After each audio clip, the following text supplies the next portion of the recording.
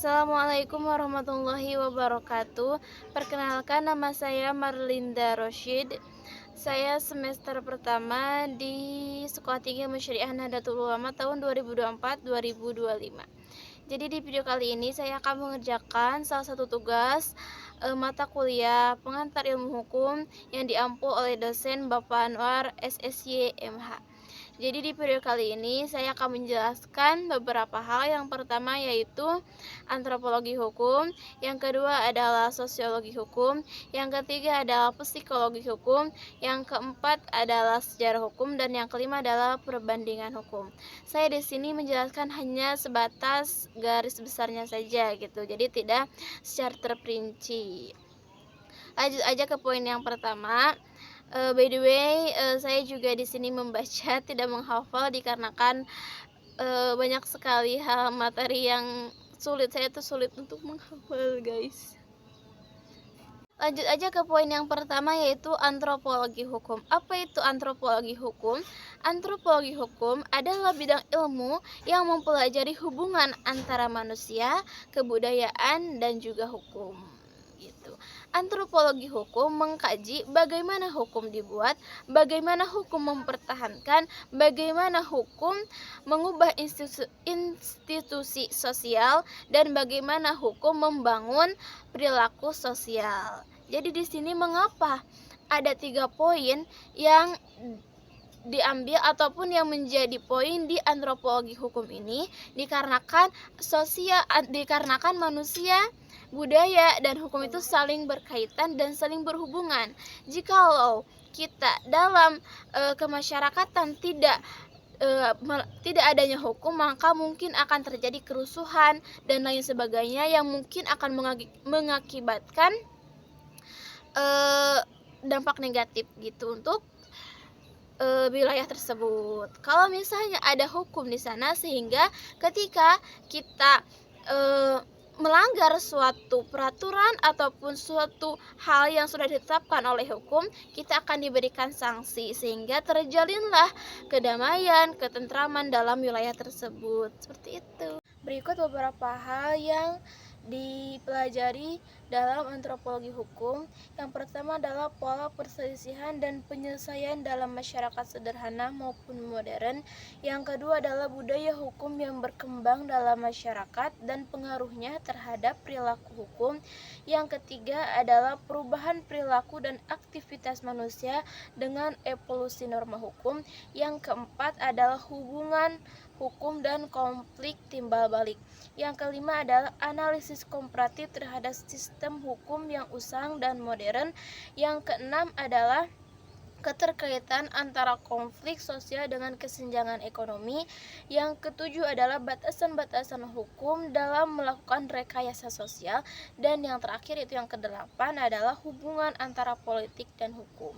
Itu adalah poin-poin yang dipelajari dalam antropologi hukum, yang mana antropologi hukum itu sendiri adalah yang mengkaji hubungan antara manusia, kebudayaan, dan juga hukum. Jadi saling berkaitan gitu antara manusia, kebudayaan, dan juga itu hukum itu sendiri. Seperti itu. Itu untuk pengertian dari antropologi hukum. Saya di sini menjelaskan hanya sebatas dan garis besarnya saja gitu, dikarenakan kalau terperinci itu lebih banyak lagi. Sosiologi hukum juga mempelajari perilaku hukum dari warga masyarakat. Menurut Surjono Sukanto, sosiologi hukum adalah suatu cabang ilmu pengetahuan yang secara analisis dan empiris menganalisis atau mempelajari hubungan timbal balik antara hukum dan gejala-gejala sosial lainnya gitu. Lanjut aja ke poin yang ketiga yaitu psikologi hukum. Apa itu psikologi hukum? Psikologi hukum adalah cabang ilmu psikologi yang mempelajari pengaruh psikologi terhadap proses hukum serta pengaruh hukum terhadap individu. Jadi ini lebih ke individu. Tadi kan lebih ke ada kebudayaannya, terus ada masyarakatnya. Kalau psikologi hukum itu lebih ke individual gitu, lebih ke individu itu sendiri gitu. Psikologi hukum mencakup kajian mengenai persepsi, pengambilan keputusan, pengakuan, perilaku dalam konteks hukum. Itu hal-hal yang dipelajari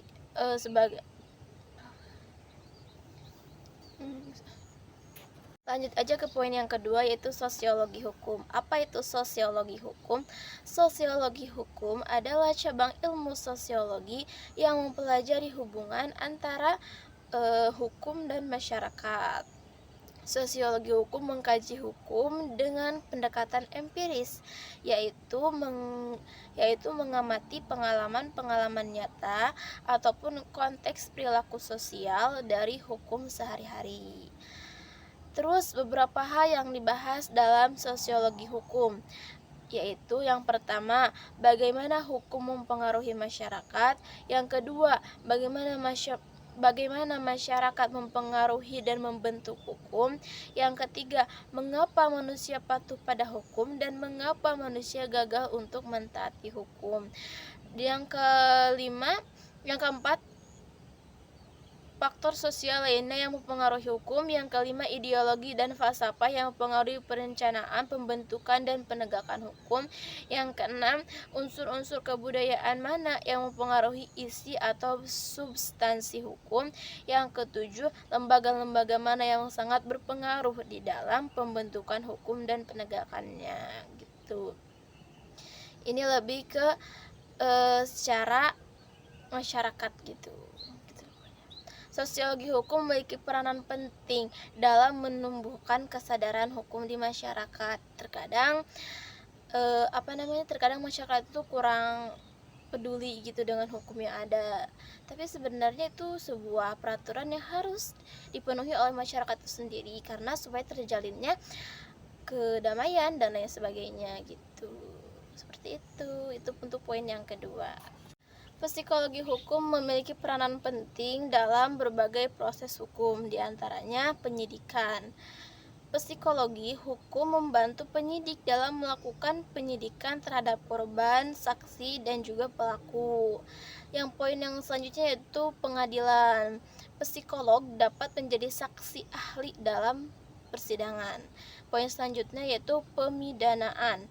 Psikolog hukum memberi penjelasan mengenai kondisi psikis pelaku tindak pidana sehingga hakim dapat memberikan hukuman gitu. Psikologi hukum berbeda dengan psikologi forensik yang lebih fokus pada kasus tindak pidana dan hal-hal terkaitnya seperti tersangka, terdakwa, dan pengacara gitu. Dan di Indonesia ini peran psikologi dalam penegakan hukum mulai dilahirkan ataupun dihadirkan.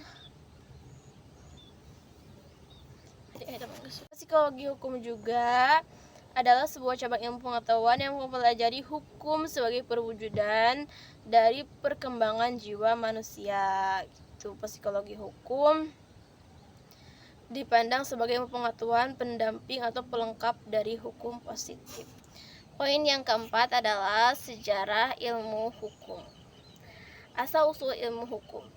Ilmu hukum berasal dari peradaban barat yang dipengaruhi oleh peradaban Yunani. Di peradaban barat, hukum dianggap sebagai prinsip utama dalam kehidupan mereka. Sejarah ilmu hukum di Romawi. Bangsa Romawi menganggap hukumnya sebagai yang terbaik dan sempurna dibanding dengan hukum-hukum negara lainnya. Jadi menurut hukum Romawi, hukum di Romawi itu lebih sempurna dibandingkan dengan hukum-hukum di negara yang lain. Sejarah tata hukum di Indonesia. Tata hukum Indonesia dimulai pada 17 Agustus 1945, di mana Indonesia pada tanggal itu merdeka. Setelah proklamasi kemerdekaan, sejarah tata hukum Indonesia terbagi menjadi beberapa periode, yaitu masa penjajahan, penjajahan Belanda, penjajahan Jepang, dan kemerdekaan. Manfaat mempelajari sejarah hukum. Mempelajari sejarah hukum dapat membantu memahami kaidah dan institusi hukum yang ada pada saat ini. Manfaat lainnya adalah mempertajam pemahaman dan penghayatan hukum yang berlaku pada saat ini. Yang kedua adalah membantu pembuat hukum menghindari kesalahan di masa lampau. Yang ketiga adalah mengetahui makna hukum positif bagi akademisi dan praktisi hukum. Yang keempat adalah mengenali asal-usul posisi dan pengembangan hukum tertentu. Dan yang kelima adalah mengetahui fungsi dan efektivitas pengembangan lembaga hukum tertentu. Itu sejarah hukum secara singkat. Jadi hukum itu berawal dari peradaban barat yang mana bersumber dari peradaban Yunani gitu. Dan lanjut ke poin yang selanjutnya, yaitu perbandingan ilmu hukum. Perbandingan hukum adalah kegiatan perbandingan sistem hukum ataupun lembaga hukum dari berbagai negara. Perbandingan hukum bertujuan untuk menemukan persamaan dan perbedaan antara berbagai sistem hukum yang ada. Perbandingan hukum dapat dilakukan dengan cara membandingkan sistem hukum yang berbeda. Yang kedua, membandingkan lembaga hukum dari sistem hukum yang berbeda. Yang ketiga, membandingkan bidang-bidang hukum di negara yang memiliki satu sistem hukum. Dan yang keempat adalah membangun sistem hukum asing dengan sistem hukum sendiri. Perbandingan hukum memiliki beberapa manfaat, di antaranya memahami perbedaan antara berbagai sistem dan aturan hukum, mendalami latar belakang dan alasan perbedaan tersebut, meningkatkan pengetahuan tentang berbagai sistem hukum yang berbeda, dan menemukan persamaan dari berbagai sistem hukum yang berbeda. Perbandingan hukum menjadi penting dalam proses pengambilan keputusan di lingkup legislatif maupun yudisial. Seperti itu. Perbandingan hukum adalah suatu metode studi dan penelitian dengan cara memperbandingkan peraturan perundang-undangan dan institusi hukum dari satu negara ataupun lebih. Perbandingan hukum dengan demikian tidak lain adalah keilmuan yang secara spesifik dan praktis berusaha untuk menemukan persamaan maupun perbedaan berbagai tradisi dan sistem hukum yang ada. Segitu, cukup sekian yang dapat saya sampaikan. Mohon maaf karena saya sadari bahwa masih banyak sekali kurangnya, dan